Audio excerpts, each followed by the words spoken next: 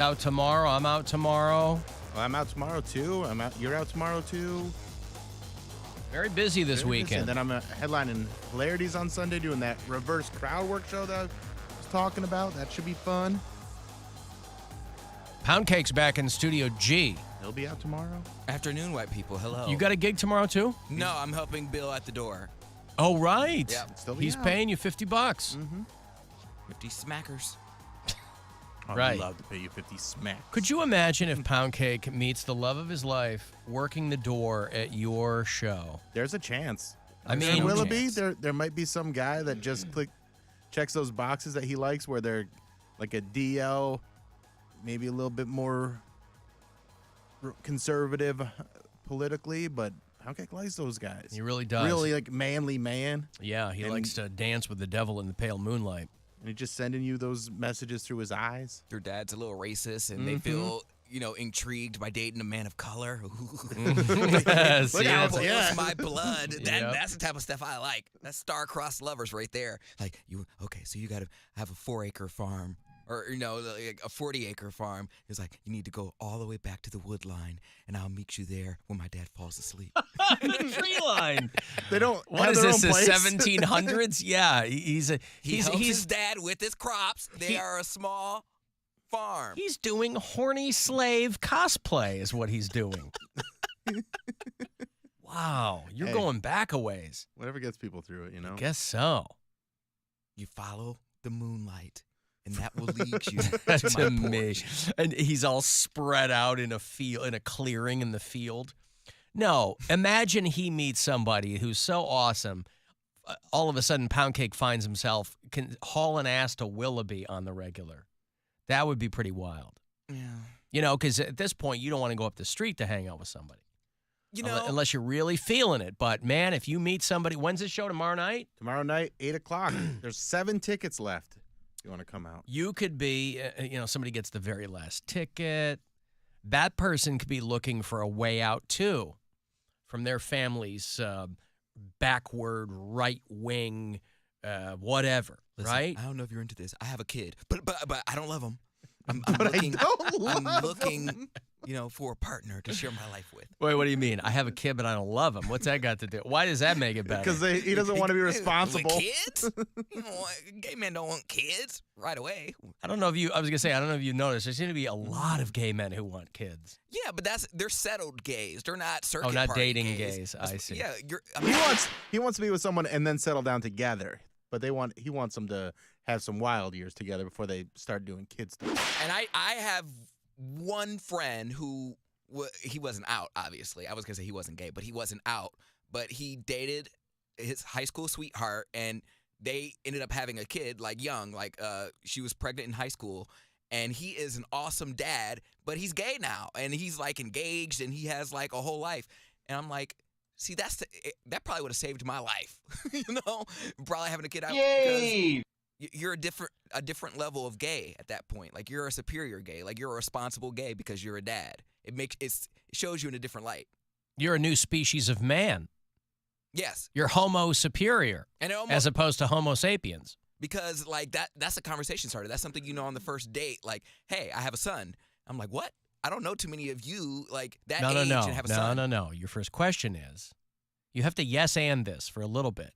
He goes, gotta let you know, I have a son. And you go, oh, how old? Because that's a very important question, too. If they say 7, that's very different than if they say 27. My son is 27. You go, but you're only 38. They go, don't ask a lot of questions, all right? That's why we're doing this. Don't ask a lot of questions. If it's a little kid, that's very different. Yeah, that is a little different. But, yeah, no, I find that to be very cool because you're rare. Like, to live your truth after you've had a son, and your son is old enough to know, like, oh, dad does not want girls. He wants to be with guys. And Dad didn't want to be with my mom anymore. He wanted to be with other dudes. Hey, whatever. Yeah. But I think that's cool. So older men where they got kids and they're divorced. And so, back in the day, you could account for that happening. You'd come up, you'd find 85-year-old guys who came out because back in their day, you just couldn't do that. That's less so now. So what accounts for people not coming out now? Is it religion? Is it the family? What is it? Because it's not the 40s anymore. You don't have to live your whole life in the closet. And that's what I understand where you're coming from, Alan, but it's not anything in particular. Most gays who are ready to come out and want to live their truth, it has nothing to do with their family. It's inside of them. When the hardest part of being gay or being in the closet was admitting it to yourself. Right. Okay, but I'm past that. I'm saying you already know you are. You're not coming to terms with yourself. You know you are. People see themselves differently, though. I understand. They can't I'm see just saying themselves being gay. Well, and that was the thing. Like, I was like, oh, maybe I could dabble. I thought I would be like a dabbler. You were fighting it. I would marry. Well, no, I'm like, after I found out, like, oh, okay, I just have sexual attraction to men. It's just sexual. It's not emotional. I don't want to be with a man. So I'm like, I'll just live a heterosexual life. I'll marry a woman, but I'll be on my creep. Like, you know, I'll sleep with men, but I can't see myself marrying a man. I don't want that lifestyle, but I'll get my rocks off. I'll look at, gay porn, and, I'll live a heterosexual life. What a great life for your wife. Well, that's what a great time for her. What a fantastic time for her. I am not gay. I have relationships with women and sex with men. And I got news for you. That means you're gay.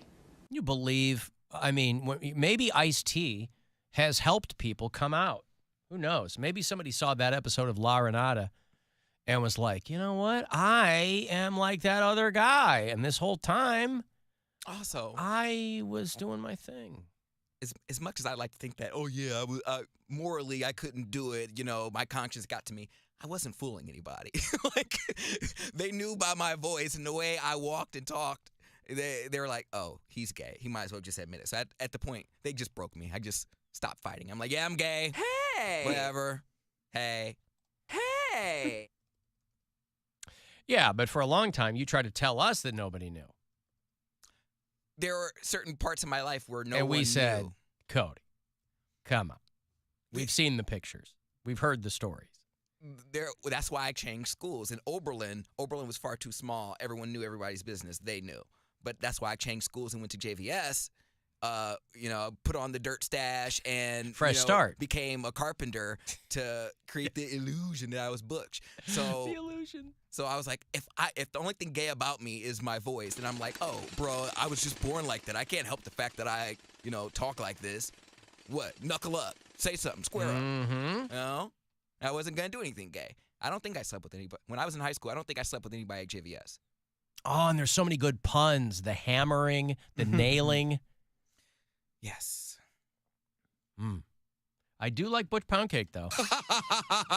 That's so funny. Well, you got a problem, bro? You got a problem, bro? Square up. Square up. It's You got a Friday. problem, bro? Yeah. Give me a 2-day suspension. Oh, you just made a mess.